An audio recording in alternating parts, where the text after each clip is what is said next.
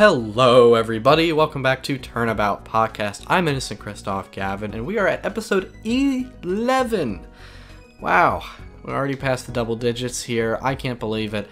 Hopefully we don't run out of topics, but just as a quick news update before I introduce my guest, I am no longer going to be accepting, as of this recording, any new requests to be on Turnabout Podcast. And this podcast started out a way for me to get my friends, colleagues, and also people I didn't know that well to be on the show and have a chance to say something about Ace Attorney. Unfortunately, that part is coming to an end. Actually, any friends or colleagues as well aren't going to be allowed on anymore because my backlog list of guests is long, and I doubt there's going to be enough topics left, so we'll have to figure it out as we go. But I was kind of hoping, as much as I like Turnabout Podcast, I was kind of hoping it was going to end like around now.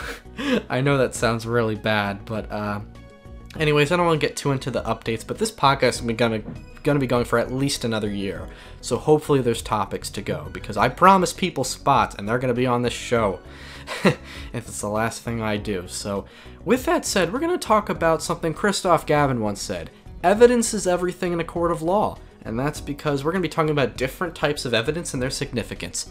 And to do that, with me I brought...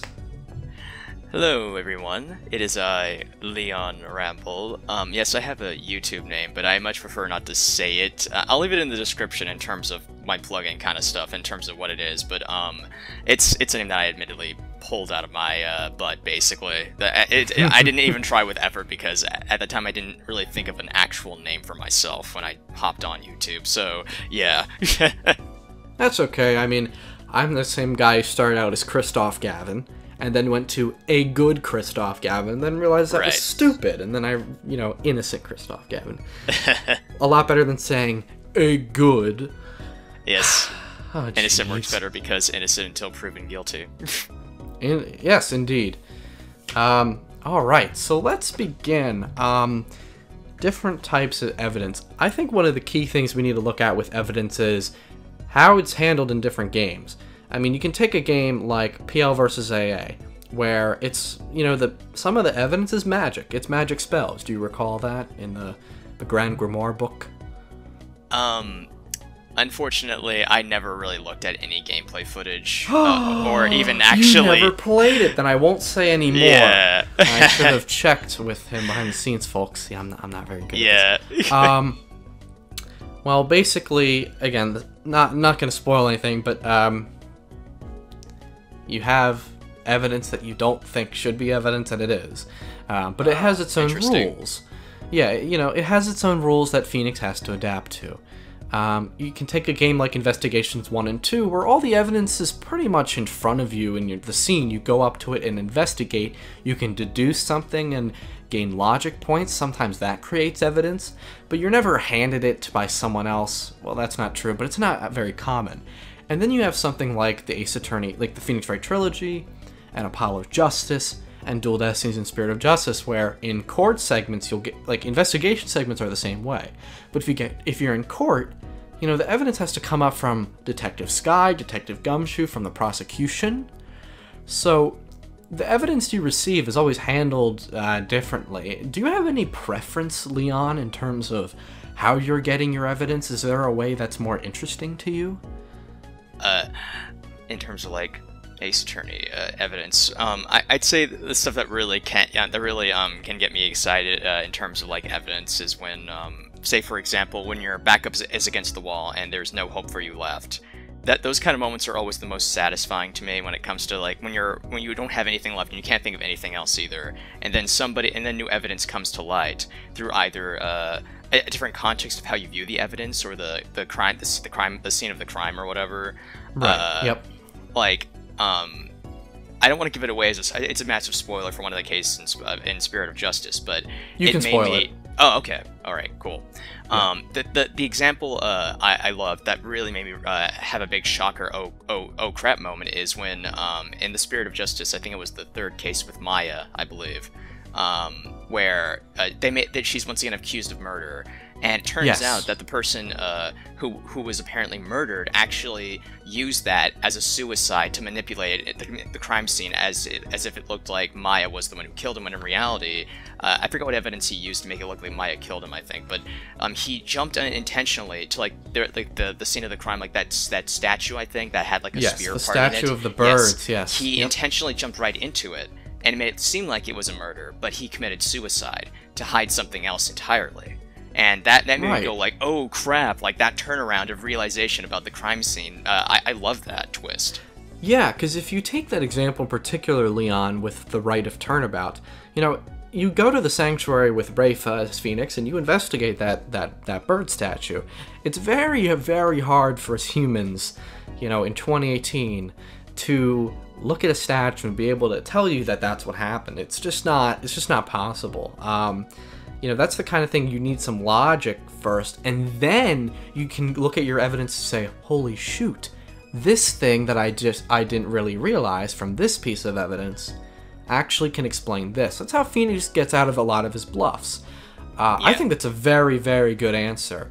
But I was more wondering, in particular, like, gaining the evidence itself. Gaining the evidence itself.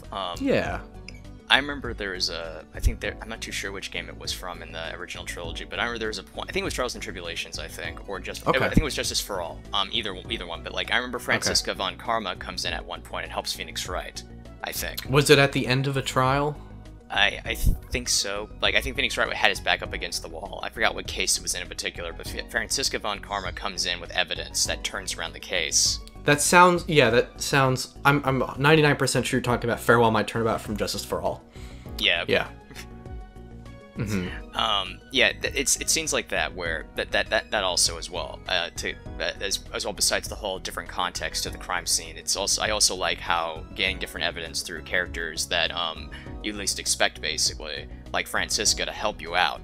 Considering Franziska has it out for Phoenix in that sense, she wants him to lose. Yeah, absolutely.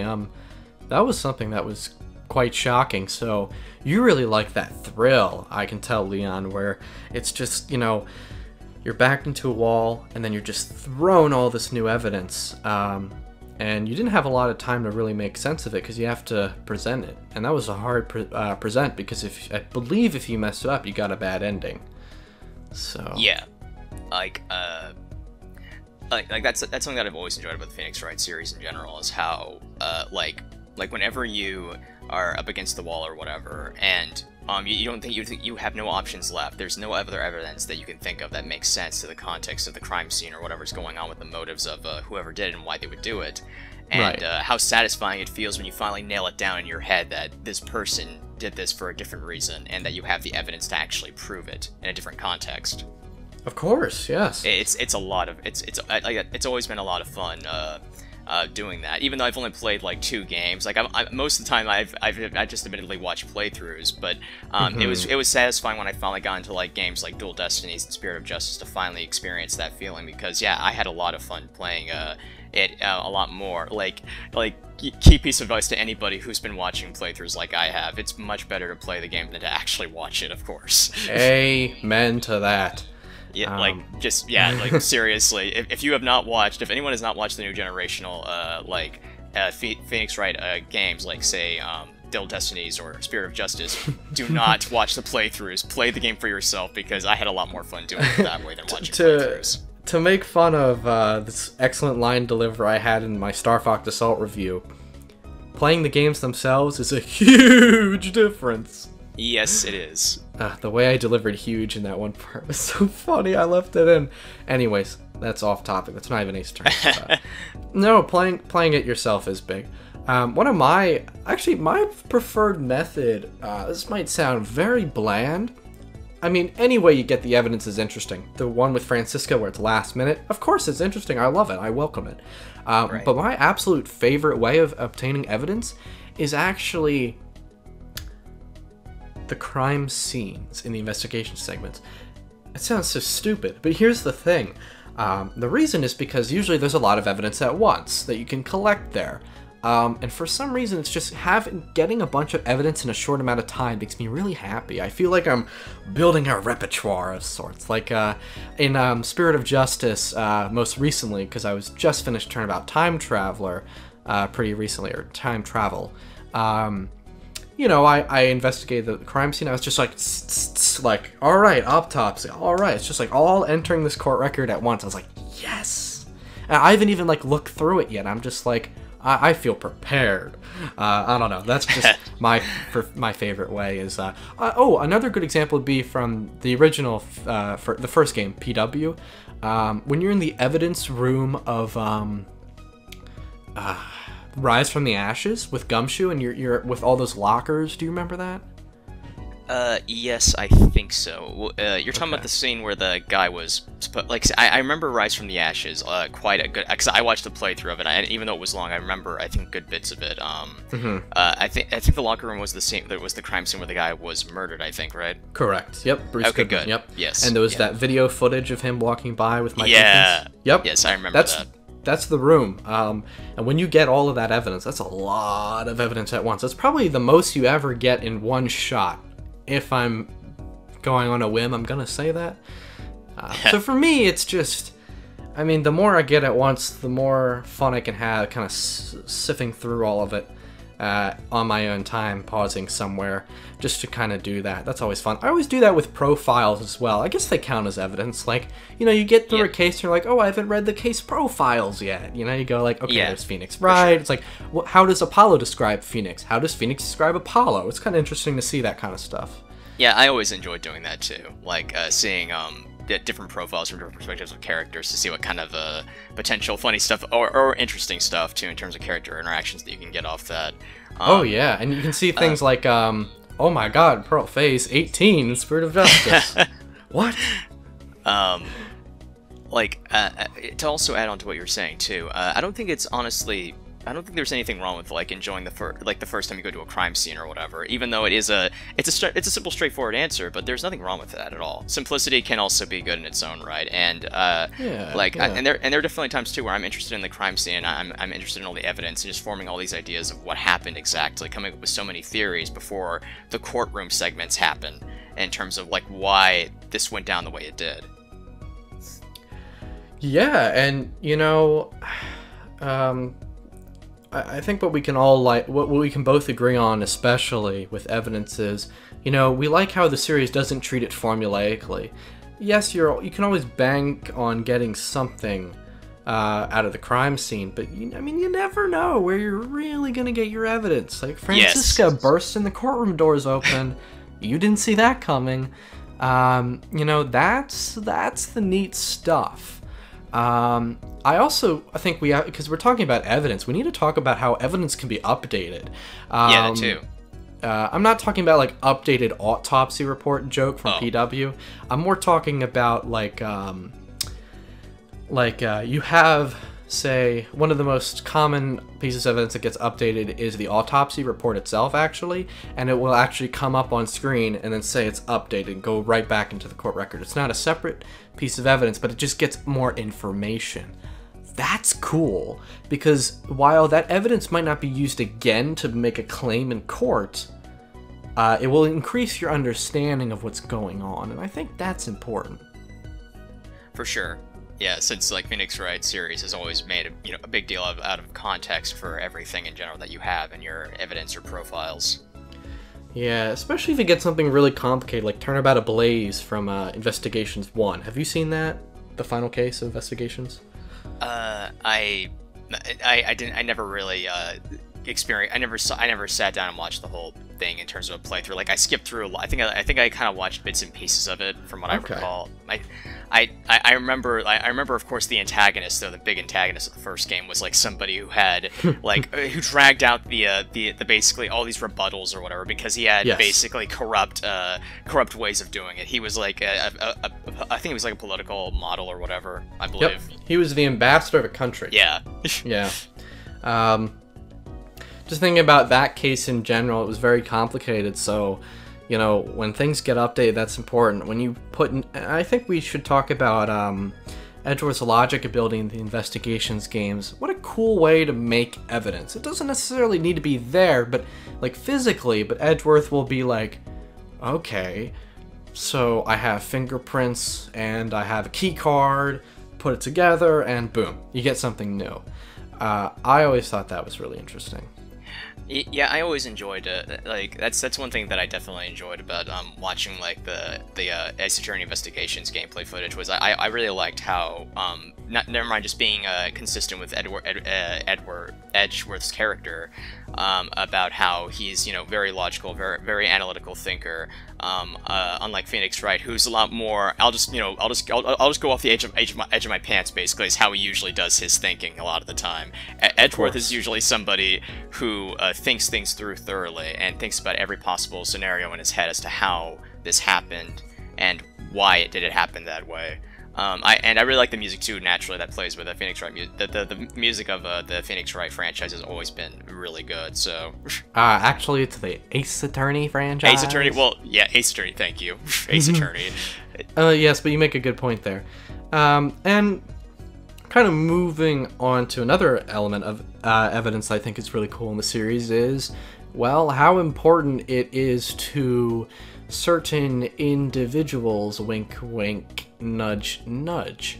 If you look at Christoph Gavin, I mean, we just quoted him earlier in the podcast. One of the things I really liked about Apollo Justice and don't like about Dual Destinies and Spirit of Justice, because they didn't really stick true to this, but I really liked the juris system push that was going on, because it did definitely showed. Because remember, Leon, these games are basically conceived to riff on the Japanese legal system and how awful it is, and how it's basically guilty until proven innocent. And sometimes what Apollo Justice was teaching us is that sometimes evidence is just not enough, but it also shouldn't be the only factor that goes into claiming someone is a killer, for example.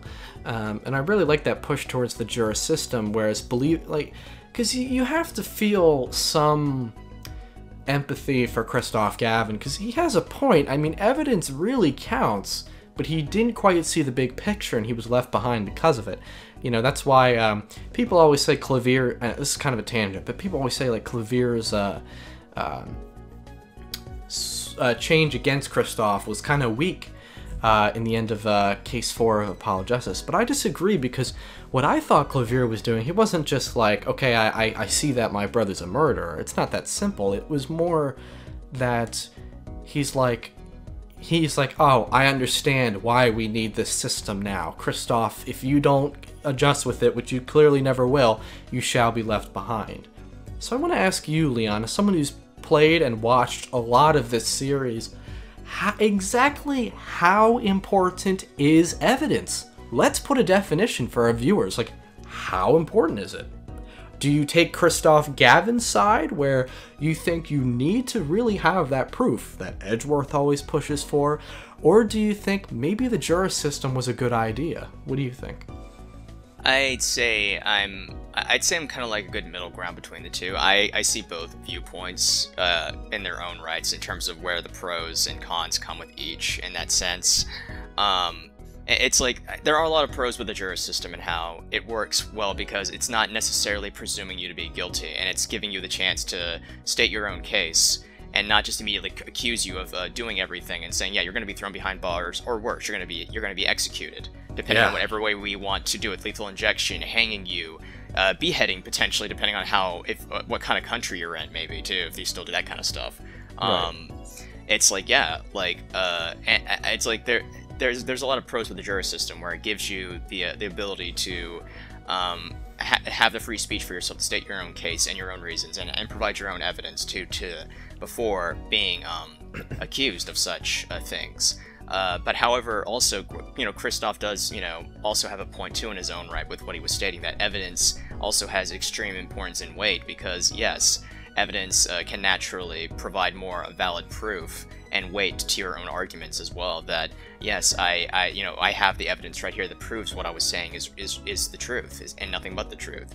And evidence can definitely help that in that sense, but at the same time though, evidence can also be blinding as well, because different contexts as well, depending on what the evidence can be. Because yes, there have been plenty of times in Phoenix and in the Ace Attorney series where evidence at first has been interpreted as one thing, and then it completely changes its meaning eventually throughout as the case goes on, where they thought it was that one thing, and then it's like, nope, it was this thing actually in reality. So it's like I see both viewpoints, and I feel like both can also both definitely have their pros and cons. Is how I see it. I can't really like. It's really hard for me to give a good straight answer, because this is a really gray area, of course, in terms of like what my answer would be exactly. I simply put it in the best way is that I see the pros and cons of like both viewpoints, and I would kind of try to have like a mix of some kind of like the jury system and the evidence in terms of like what it would do, because it's like you can't really have one without the other necessarily. Right, and I did pose that question, keeping in mind the fact that you know, I myself was more in the gray area, so we definitely agree with that on that. I think it would be interesting, or would have been interesting at least, with the Dual Destiny Spirit of Justice, if they sort of used the jury system with evidence. I think that would have been cool.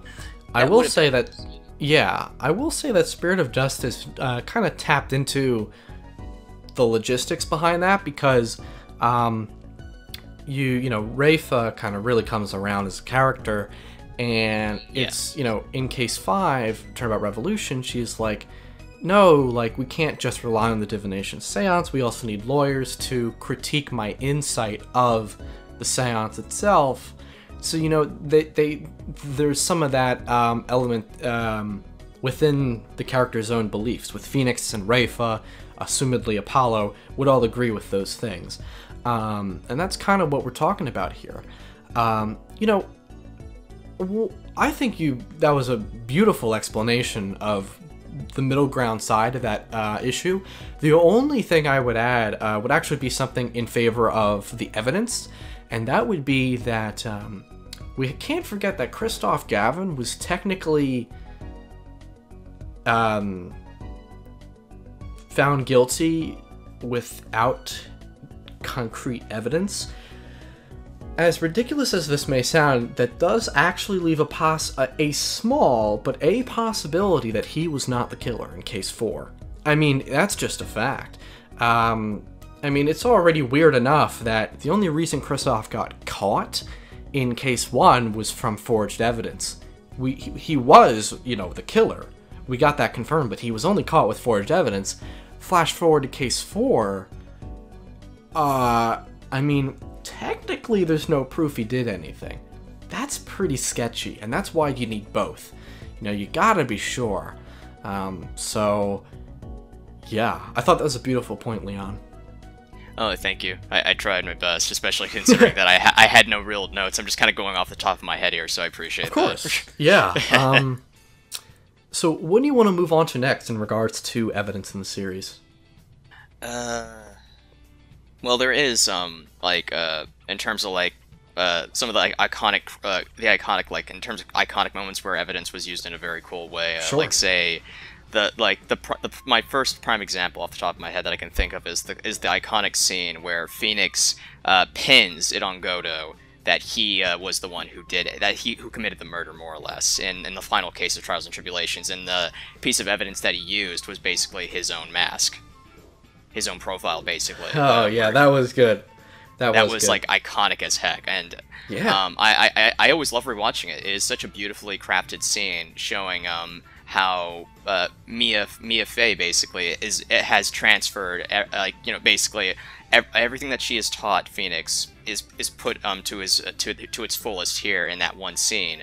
And the symbolism when she points the finger alongside Phoenix, when Phoenix makes a deduction that it's right beneath your mask after selecting his profile to accuse him, and knowing that you have an unlimited penalty and you only have one shot, it's like it's a very well crafted, satisfying moment. That's one thing I can think of. Yeah, that's a very iconic moment where evidence was used to make a memorable moment in the series. In my super long, in-depth review of Trials and Tribulations, when I got there, it was a little cliche to say, but I called the Phoenix and Godo's battle right up until that point as an epic one. It was an epic battle. was like a boss battle. You know, that was a great argument that you had. It was. Probably one of my favorite attorney to prosecutor arguments. Odd thing to rank particularly, but you know, that one really stands out. Like, what was the best back and forth? That was one of them for sure. I even found a non-copyright claimed version of Beethoven 7 Movement 2. I just thought that was so fitting for such a battle. And then you have that conclusion where the evidence is what you need. And I think, Leon, that leads to something else. The evidence is what seals the villains away. Sometimes it's the logic. In Dual Destinies and Spirit of Justice, it's almost always logic because they have the, I believe it's called revisualization segments. Yes, yeah, that's correct. You're right. So that's more like logic based, which is also has its own interest too. But you know, you could definitely debate logic is the same thing as evidence in a court of law, and that's perfectly valid. But I guess if I had to come up with my own iconic one, it would actually be how you take down Quercus Alba in Investigations 1, the final case, the ambassador guy. Yeah.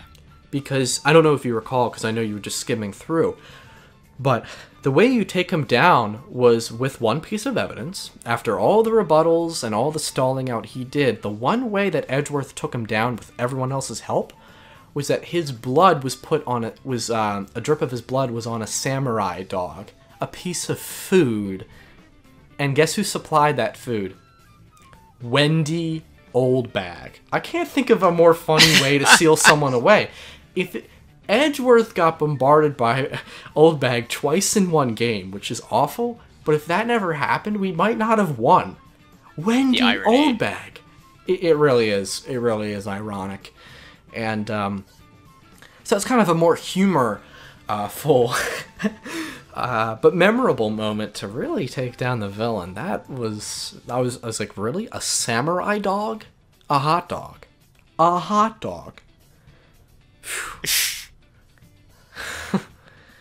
That's what I call fast food. That's what I call a fast food verdict.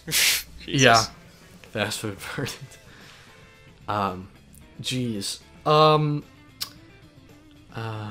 I know you got very into Spirit of Justice. I want to ask you, what was one of your, was there any particular piece of evidence that stood out to you from that game?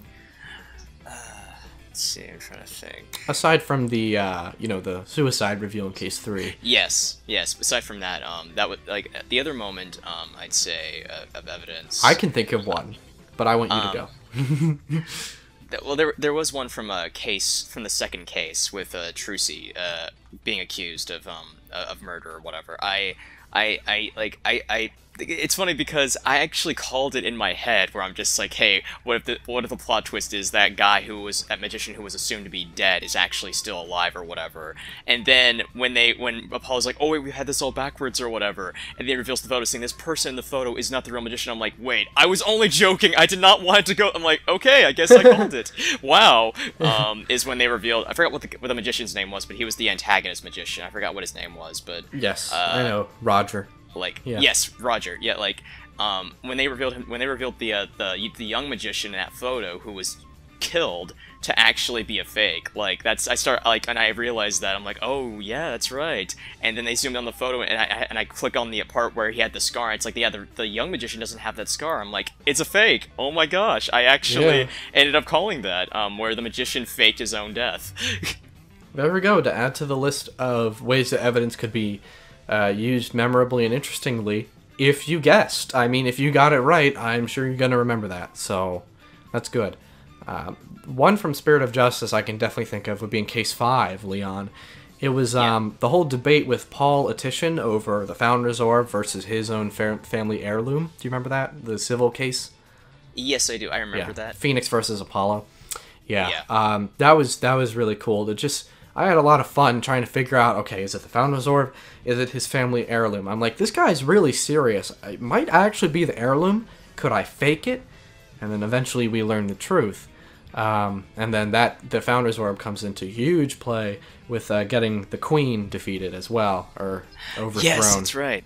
Yeah, I was trying to remember what got the Queen defeated, because Holy I love crap, that is a powerful piece of evidence. That got a lot done in the game. If you think about it, that one piece of evidence it was the whole reason Case 1 existed, right? Yeah. I mean, it got so much done. Holy crap. That's like evidence of the year. Founder's Orb. It was basically the bullet. It was related to Dirk and Apollo's bonding in the cave. Oh my god, it was everywhere. It was the whole game. Let's just say that. It basically is. It basically is. Like, it's the figurative bullet that put an end to the Queen's reign of corruption. Yeah. Holy crap. I'm trying to think, is there any other piece of evidence that you know was like that? I don't think anything could match it. I mean... Yeah, because that is the big one for sure. I can't think of anything else in Spirit of Justice that made you basically. Yeah, I'm trying to think. Maybe Dual anyway. Destinies might have one. Yes, there was actually a cool moment from that I enjoyed. It was how they actually were able to pin the Phantom into actually with actual evidence of the murder that he was there. And he was the one who killed. It was the earring on Athena, basically, more or less. The thing that that her mother gave her. It's like very nice character-driven moment, tying in together how much Athena's mother really loved her, despite how she was socially awkward with people, and how she wasn't necessarily implied to be the best mother necessarily. She wasn't a bad mother per se, but she was just a very awkward kind of mother figure. And that earring that she made, because there's the whole Moonstone thing. The Phantom sent it up into space, and the satellite I think was, I'm not sure if it was destroyed or something. I can't remember exactly, but I think it was blown up. Yeah. Yeah, it was blown up, and the earring was the final piece that they had that was made from that same moon it's rock. all coming back now. Yeah. Yes. And it's like, and Phoenix is like, if we analyze this moon rock piece, we'll be able to know if that was from you or not. If we can tie you into it, saying that we got you now. You're done. So and they used the very thing. That was a very cool moment. I say that's a very iconic moment in its own right, because it's a nice character-driven moment. It's also emotional for Athena's character, and it really brings it together when the Phantom, finally pinning it on the Phantom, and the speeches that each character gives, Athena, Apollo, and Phoenix Wright, leading up to reveal your true face. Yes, I recall that now. That was a really good moment. Yeah, a shame we still couldn't, find out who he was. For me, that didn't bother me. I can understand other people just being turned off by that. I could also understand not being bothered by it either, because there's a lot of good stuff surrounding that. It's just, it was less that we didn't find out, it was more the cinematography, because he gets shot by the sniper, he falls back, and the ceiling so happened to cover up it's not how shadows work. It should have been better. Like, maybe, as he was about to die, he really tried to hide his face. I don't know.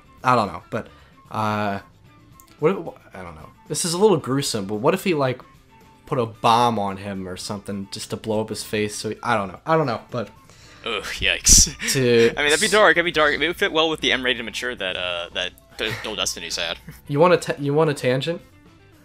I have an okay, this is just a tangent, not related, folks at home. We'll get back to evidence, but just as a little breather halfway through this podcast, I want to tell you about a little dark thought I had about Spirit of Justice maybe getting an M-rated ending.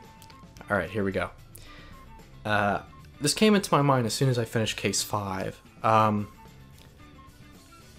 know there's a lot of reasons not to do this, but in terms of just a pure emotional writing standpoint, you know the part where Queen Garen gets the guards with the guns and points right at Phoenix and Apollo and they have their hands up? Yeah. You know what I would have done? That. They have I was hoping it would be longer. They have a mini speech about they're going to keep going for the truth. I would have killed him. Yikes. I would have done it. I would have done it, because that would have been, that's how you end a series, man. I thought, because think about it, the stakes just kept getting higher every game. I don't know what they're going to do for Ace Attorney 7. Hopefully they really try to go back to simpler times, because I don't know how you can get, bigger than this. Maybe it was time, I don't know, but if they were just died together for the truth, I thought that would have spelled volumes about their character. I know they would never do it, but yeah, Just a thought. And then the rest of the game would be about their legacy. I don't know. Now, one way I could see them doing it is have Phoenix die in a similar way to Mia. I mean, like in that sense, like he's the one who gives off the speech or whatever, and then they shoot him, and Apollo is the only one left, basically. And he takes over the reign, like, and that's they could have done it that way, but then again, too, I would have seen that getting a lot of backlash potentially. Yes, and would also be not very realistic because the guards are pointing at both of them. It doesn't make sense for only one of them to get shot. Yeah, it would not make especially sense because Apollo was the one who was actually on the case. He would have died first if anybody, but yeah, that's right too. Yeah. Yeah. So it's not an easy thing to pull off in terms of having. Oh heck no! Yeah, and the fans would be so mad, but I would do it. Salty fans. I would have the guts to do it. I would kill him off right there. I would have it be a 3D model cuts and everything. You watch them like fall. Okay, that's going too far. Okay, that was just my thought. I was just like, what if they died there? Like what if they did? Yeah, I'm not gonna lie, so that wouldn't be interesting for sure. That would be interesting. Yeah. Anyways, that was our tangent. Back to evidence. Actually, I have another memorable piece of evidence. Would you like to hear about it, Leon? Yes, feel free to. Go right ahead. Okay. Well, in PW, in Turnabout Goodbyes, I thought the bullet proving that it was in Manfred's shoulder. I'll never forget that one. Oh, yes. Yes. Yeah, classic. That was great. And then, he puts his arm on his shoulder, and Phoenix actually points it out. That's almost like an Apollo Perceive move he did right there. He's like, I see you're holding your shoulder. That must mean the bullet's still in there. Yeah, throughout the case, like they did a clever like foreshadowing with his animation, where most of the time, anytime Von Karma, Manfred, thank you, Manfred Von Karma, I forgot his first name. Manfred Von Karma. Anytime he was holding his shoulder, it's like, yeah, that was foreshadowing that the bullet was there throughout the entire trial that you had with him. He would always cringe that way, and it's like, oh my god. Exactly. Yeah, hard to see that one coming. Yeah, it's very nice foreshadowing. All right. I think we should probably talk about one of the most interesting aspects of the investigation segments. Presenting to people. I mean, we always present the attorney's badge. I think it's neat, and I would like to see this more if when you present evidence to get more information out of people. I wish there was more of that, because if you, in all of the games, if you present a piece of evidence to somebody who doesn't have anything to say about it, it's just like general dialogue that like they're not interested, right? Yeah. And you'll keep getting that for any piece of evidence that isn't matched up with them. But if they could have the time, I would like in Ace Attorney 7 and onwards to see more pieces of evidence in general being compatible. In some sense, like maybe even if they don't have anything to add, to say something witty or something. I thought that would be nice, but that's just a thought. Yeah, I would not mind. I would not mind seeing that change either. It would be pretty funny to see what kind of interesting reactions, or even potential comedic ones too, that you would get if they would do different reactions from each character that you meet in a case that that evidence could potentially be shown to or whatever. I would like that evidence or profiles too, potentially of other characters that you've met. Oh, could you imagine presenting? I know we keep bringing up Spirit of Justice. Present to Rafa, a picture of like Athena Sykes. Like, why are you showing me a picture of a large bee or something?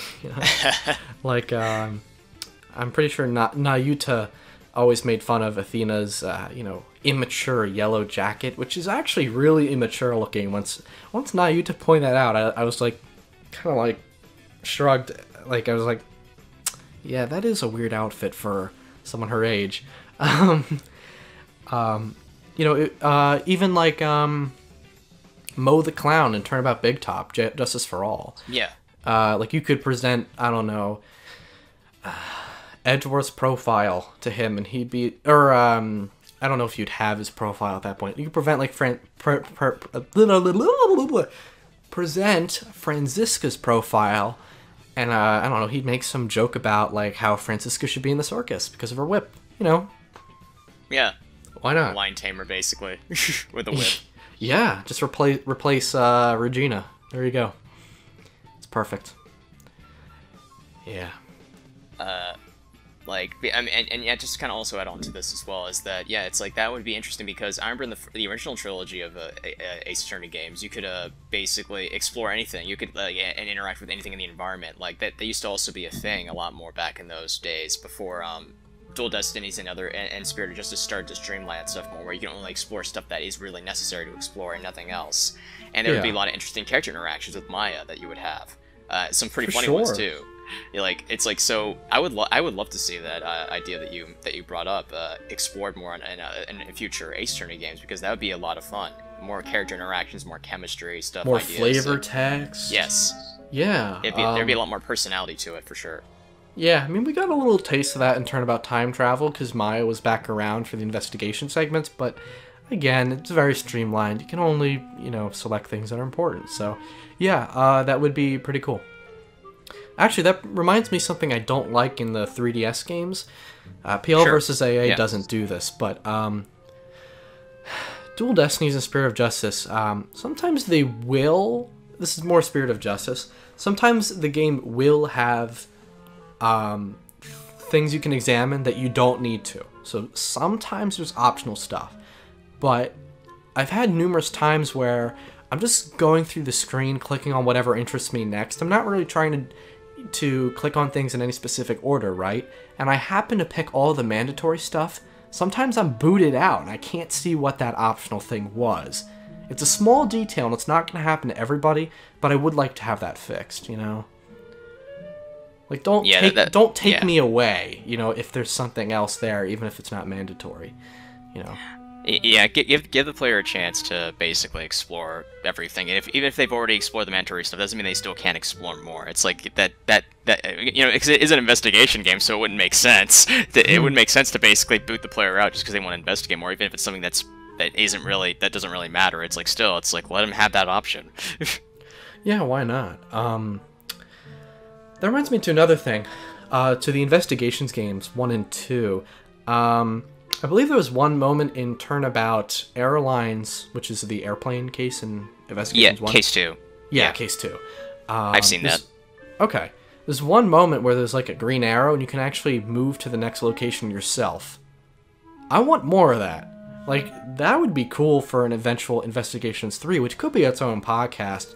I might do that in the future with another guest, actually, now that I think about it. But, if the developers ever need more ways to gain evidence, maybe try and hide it places, you let us walk there. We can move on our own in the point-and-click style games, anything but investigations, really. So it'd be nice to be able to do something like that in those games as well. Yes, it would. Yeah. I'm trying to think. Is there anything else related to evidence you'd like to talk about, Leon?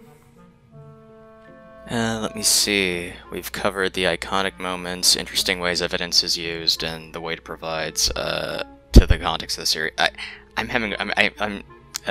can't really think of anything else right now. What about you? Do you got any other ideas that we can explore for this podcast? Or I do have one. I think the viewers might be interested in this. I've always really been really intrigued by how the Mason system works from Apollo Justice. You remember the Mason system? No. Refresh memory on that, please. Okay. What is that? For the final case, Phoenix Wright created like this interactive PowerPoint for Apollo to figure out the truth. And you basically go through time. Well, not literally. Oh, yes. Yes, you don't literally go through time. There's no time travel. But you, you look at his presentation based on different years. That's a better way to put it. Yeah.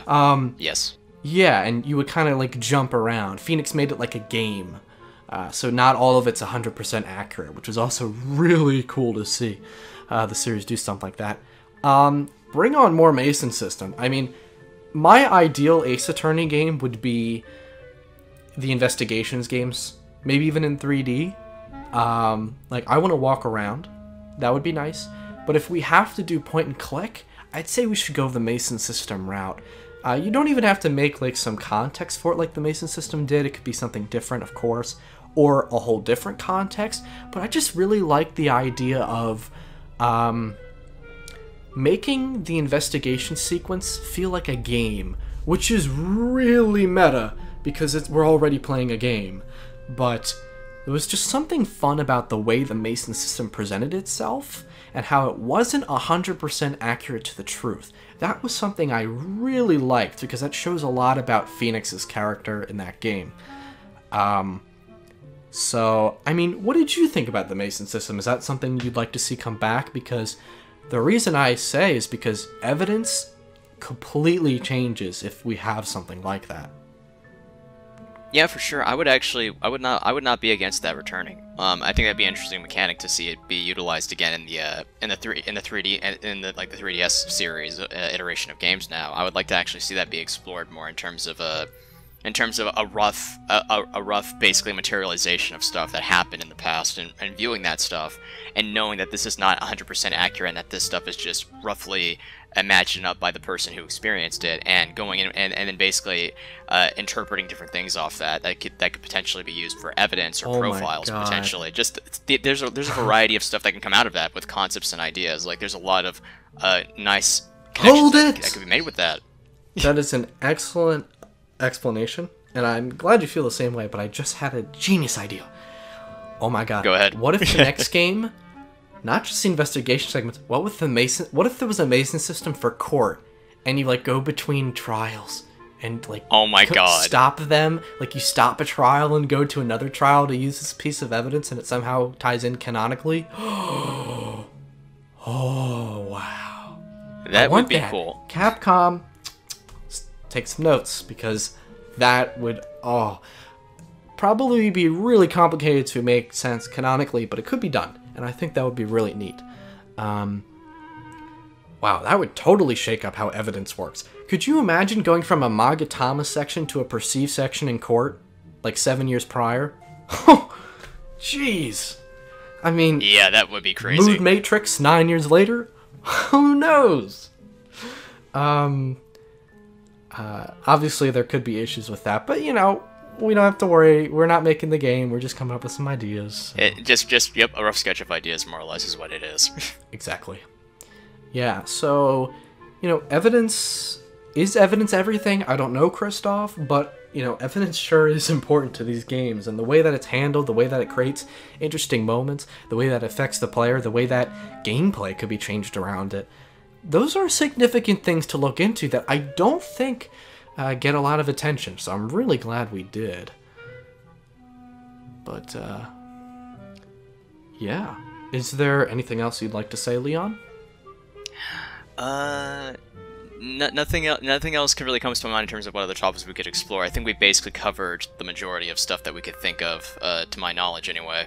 Like, basically, more or less, my final feelings on the matter is that, yeah, it's a heavy gray area, and there's a lot of stuff that's interesting-wise that has come out of the Ace Attorney series in terms of the whole quote of evidence is everything, where it's provided some interesting context for a lot of character chemistry moments, like say with Athena's earring and how that brought the Phantom to justice. That very same earring that she wore in her character model actually served a big purpose in the story for her and the major antagonist, which I thought was a really nice symbolic, neat way to tie it all together. In the final case, and you have stuff like Spirit of Justice with the Founder's Orb and how that brought the Queen's reign to an end.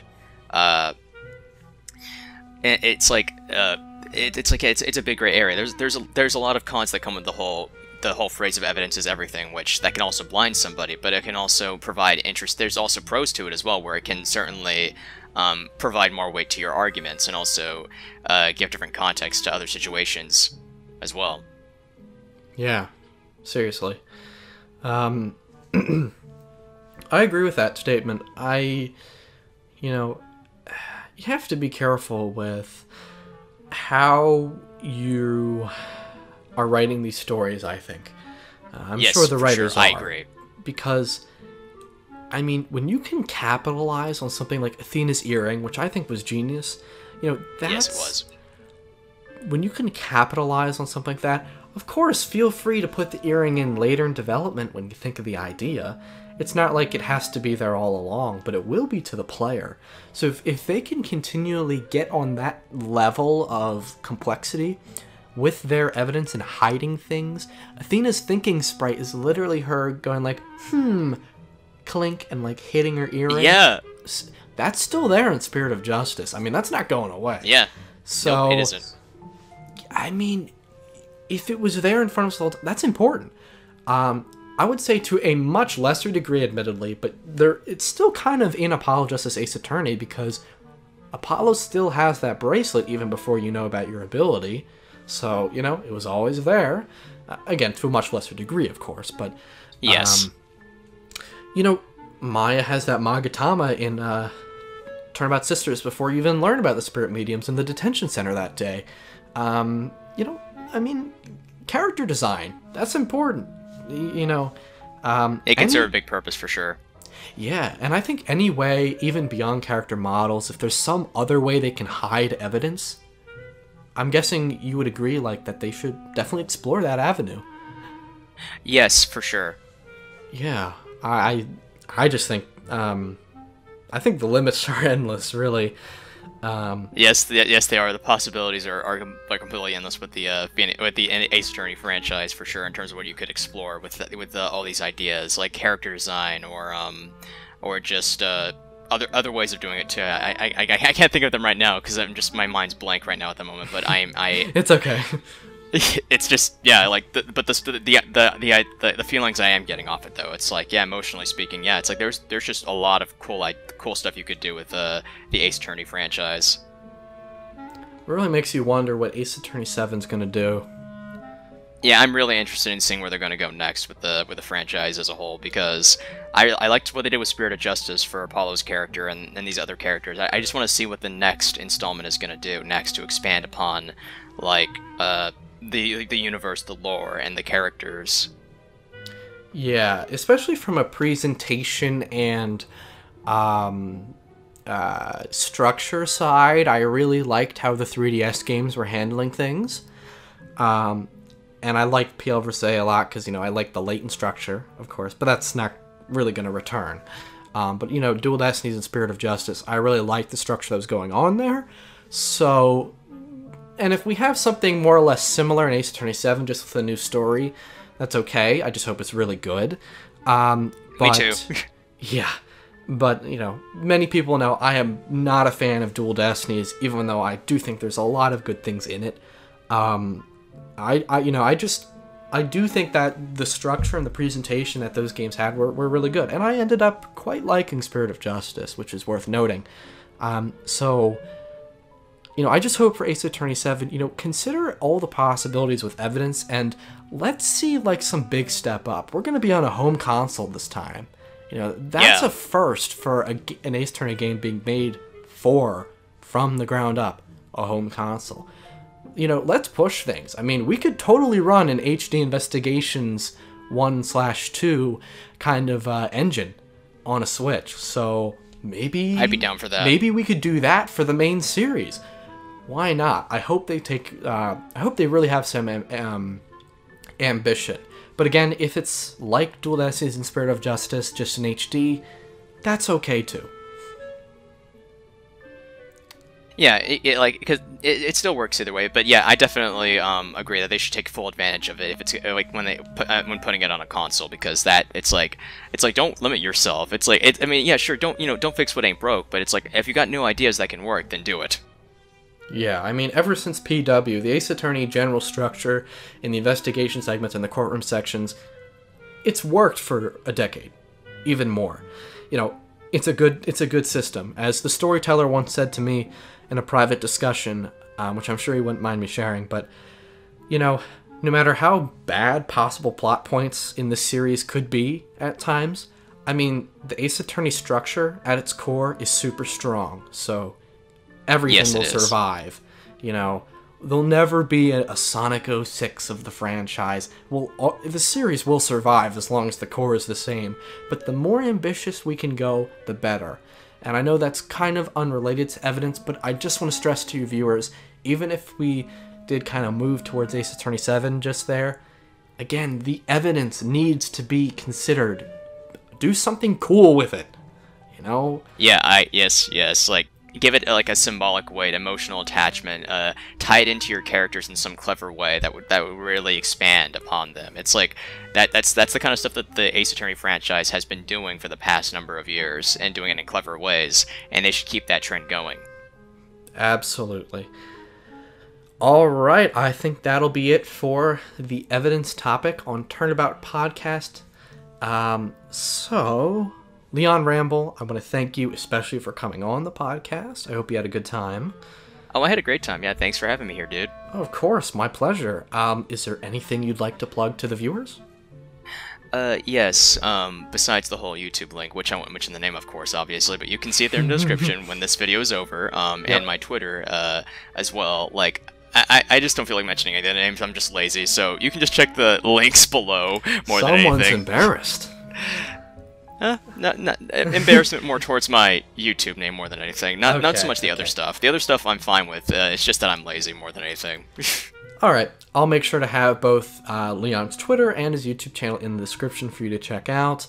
Again, thank you for coming on. So this has been Turnabout Podcast episode... Oh, yes. I'm very glad to hear that. Turnabout Podcast episode 11. And I wish I didn't have to end this. I mean, I never like ending these podcasts. Alright, I'm Innocent Christoph Gavin. I will see you roughly 3 to 5 weeks for the next Turnabout Podcast. Please take care and have a good one. Good day or good night, everyone.